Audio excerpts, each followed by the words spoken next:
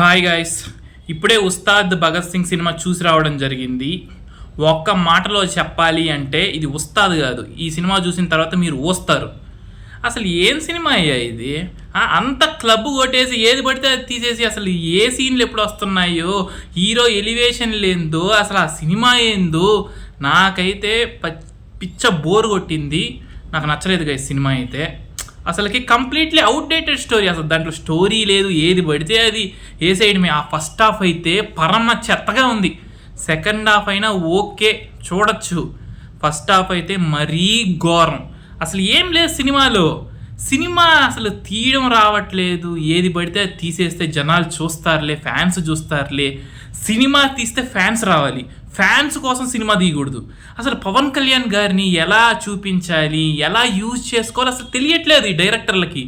ఏది పడితే అది తీసేయడము. అసలు పవన్ కళ్యాణ్ గారు కూడా ఇలాంటి సినిమాల్ని యాక్సెప్ట్ చేయకూడదు అబ్బా.